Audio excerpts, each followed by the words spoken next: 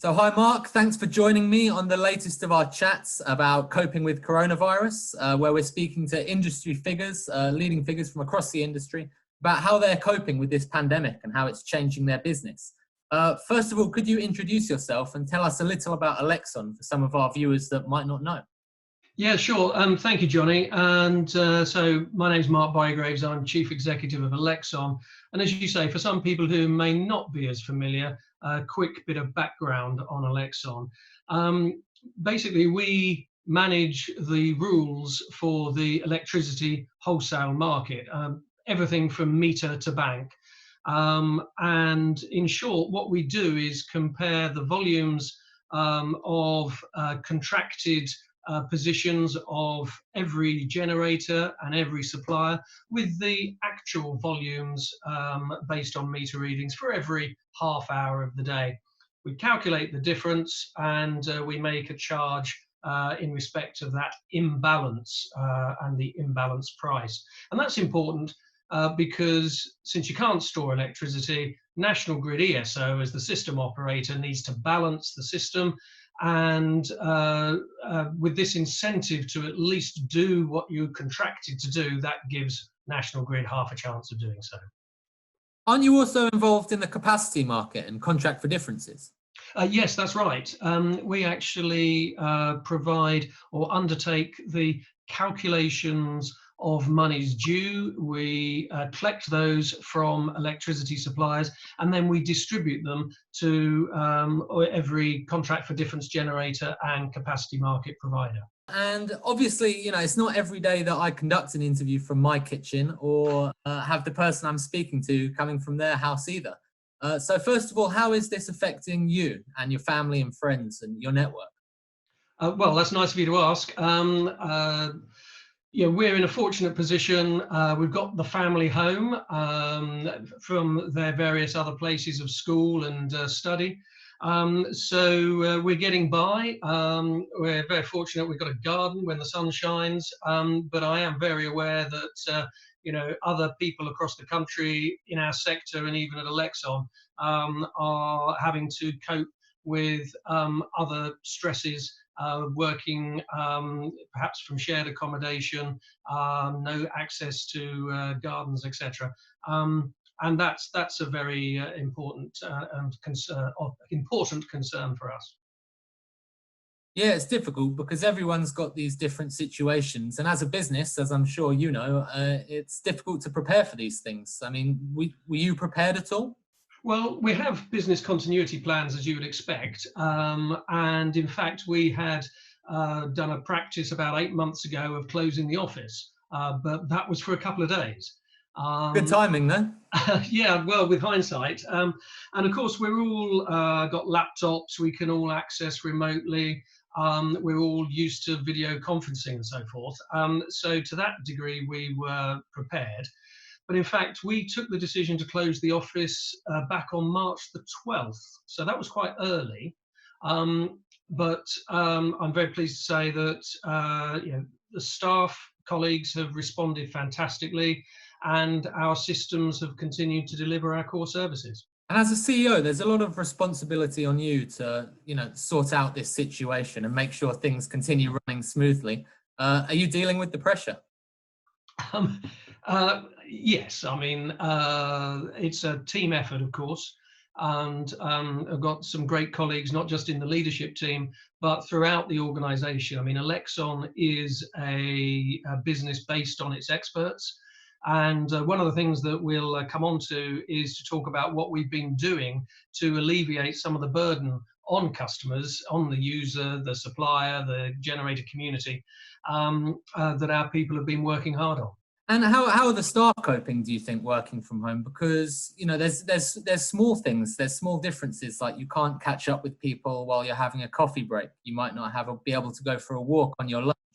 Are things like this affecting the way the business is working or staff morale? Well, I think you know, certainly the first phase, and bearing in mind we're now into week 4, was bedding down, making sure that people can access systems and so forth. And to a degree, there was a bit of novelty factor in that first week or 10 days. We then went on to think about, how we can support our customers and in what we do. But there's a third phase, which we haven't really done a lot of thinking about yet, but we are now beginning to move into, which is how can we maintain this? How can we ensure the well-being of our staff, which is my number one priority? And I'm keeping in touch with staff. I've got a company-wide webinar, which is a first. I do a monthly floor talk in person usually, but this is a first over the webinar. And my messaging there is about keeping in touch. As you just said, it's those coffee machine chats that aren't happening. Well, pick up the phone, have a Skype we use, have a Skype meeting, and stay in touch. And that's particularly important, as I mentioned earlier, for those perhaps who are on their own, who aren't having as much contact as they would normally. And we're doing and encouraging our managers to watch out for well-being, as well as company-wide activities and information that we're making available, hints and tips from working from home, all of that sort of thing. But it's something at the forefront of our minds. That sounds like you've got it pretty well covered on the staff and communication side of things.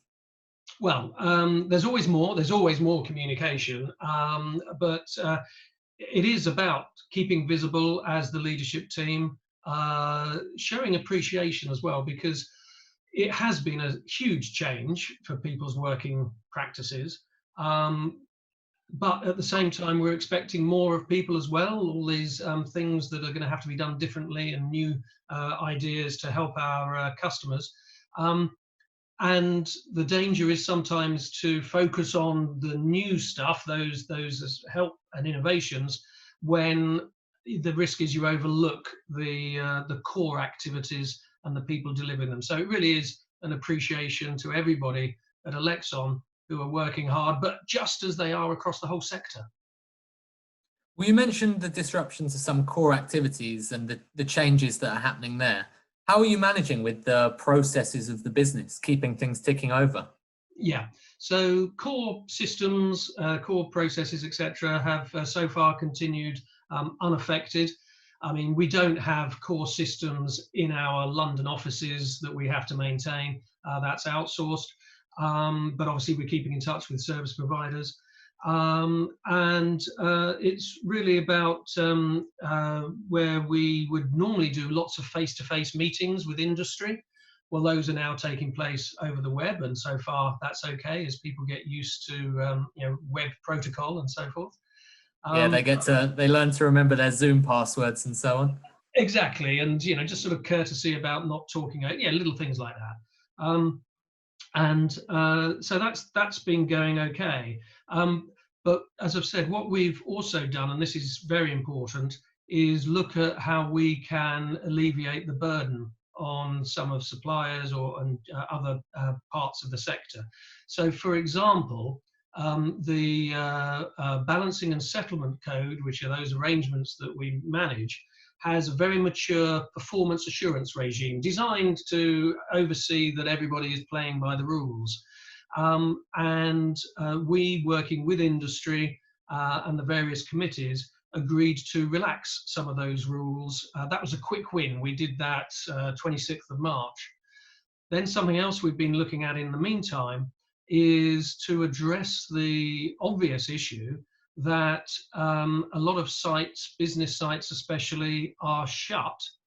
And yet, because they may be in the non-half-hourly market, which requires a meter read from a person going round, for that to be submitted into settlement to evidence a reduced volume, well, those meter reads aren't happening. So how could we get better or more accurate estimates into settlements? And we've done that through introducing some derogations, and that should ease some of the burden on suppliers, and most important, help some of their cash flow issues so that they're only being invoiced by us for the volumes that are the reduced volumes that are now being used at those sites. And that's been very well received by industry. And those volumes, of course, that's important because those volumes also drive a lot of other charges. So our data And we make loads of data available on our various channels and BMRS reporting platforms. Includes calculating supplier market share. And that drives charges of networks and capacity market and contracts for differences. So it's very important to keep that as accurate as possible. All of the more detail describing that is on our website, where we've got a coronavirus page of the things we're doing to help. Okay, viewers, I suggest you go and check that out to get more information on that one. But Mark, it sounds like you're getting back to business as usual. How far away are you, or are you there already? Well, no, I like to think, based on the evidence that we've got, our people, fortunately, have so far not succumbed to coronavirus, and we monitor that regularly or every day. And maybe that was partly because we closed the office so early, so people were no longer coming into London. We also monitor the performance of our core activities, our core services, and so far those are holding up. Which is why we've been able to look at what else can we do to help our customers. And I would say I appreciate that some of what we do is just a small part of the universe, and I recognise that other parts of the sector have huge problems to focus on, but we're just trying to do our bit where we can in our sphere of influence. Yeah, I think that's a common feeling though across the sector, because everyone does a small part, but it takes all that work to come together to create the energy sector that we know that functions usually very well. And I think I've been very impressed with how it's dealt, this sector and lots of other sectors actually have dealt with the issues so far. So have I. I mean, I think huge testament to the resilience and the adaptability of our sector's people. And I think it's sometimes overlooked, particularly sometimes by the media, that if you don't have gas, then you don't have heating in homes. If you don't have electricity, you don't have access not just to media and entertainment, but you can't open supermarkets, you can't operate tills. And that is so important that we keep these key services going. Yeah, it definitely is an essential service. All the work, I just write about it, but everyone involved in the sector who's actually doing the work and making sure the energy is flowing around, that is, of course, essential work by its very nature. Yeah, and but I have been impressed by seeing what I know from other players in the sector, and obviously seeing what I'm much closer to within ELEXON, at just how great our people have been at stepping up to the challenge, adapting to new ways of working, continuing to do the day job, but also be thinking ahead as to how they can help. Yeah, talking and meeting the challenges and finding ways to continue work. Do you think there's anything that the ELEXON will have picked up through this difficult time that will change the way you work going forwards positively? Well, it's interesting, and I'm sure many other office-based organisations would make the same comment. How much time do we really need to spend in the office? Do we need to have more formalised, flexible arrangements? We always have. But we've been able to continue very well with clearly many more people working from home. So let's have a look at working practices. Let's use technology to stay in touch with people. And also let's ensure that our systems are robust to these sort of things, which leads to more digitalisation. And we're in the middle of an investment program on our core systems to make them more flexible, adaptable, quicker to change, cloud-based, etc. And that will also help ensure that we can continue to deliver our services to the best ability that we can. Well, you mentioned digitization there, and this is something that I think is quite interesting because we hear so much about digitization, decentralization, decarbonization, and this, at the moment, this situation is kind of inadvertently achieving all three of those in a way of, making the whole way we work go down those paths, because less emissions commuting to work. Obviously, I'm talking to you on a digital platform, and people are decentralized and distributed. even within the same company, spread out everywhere. But it seems to be, I think this new way of working, there's things we can definitely learn. I agree. I think this will be a tipping point to many new working practices. What I hope, however, is that important things like net zero, that this whole coronavirus is not allowed to derail the drive towards that. Now, I fully accept today there's more immediate challenges that industry faces, but we mustn't lose sight of achieving net zero. We mustn't lose sight of making more data available to allow this innovation that we've seen coming to the sector to continue and thrive. You know, at the end of the day, we can all play our part, and as you've just pointed out, together that can make a difference. What are your thoughts on COP26 being pushed back till 2021? Yeah, I mean, it wasn't a surprise, was it, given where we are? Wouldn't have been a good decision to go ahead, but it's worrying, isn't it? It is, especially as we all appreciate that decisions made in those forum are typically teed up and agreed well in advance, and that was not going to happen under the current circumstances. So I do worry that this coronavirus could be used to delay certain initiatives like that, but I certainly hope there won't be. Yeah, I guess as long as everyone hits the ground running again once you know, the bandwidth for discussion and political action and business action is freed up again, as long as everyone kind of jumps straight back into it, hopefully we've got nothing to worry about in terms of net zero by 2050. Yeah, and I think that's right. There's naturally a prioritization on the core day job today and the challenges that are being faced immediately. I think as well, when we do get through this, as we will, that sort of exit strategy, return to work strategy needs to be thought carefully about as well. And part of that will be to ensure that what has been parked in the recent weeks or even months can then be reactivated. And you know, I'm certain that the industry will rise to that challenge, but it's a question of you know, coming out of this and but fighting today's challenges in the meantime. Yeah, well, I'm confident that we'll come through this current challenge and get straight back onto tackling the next one.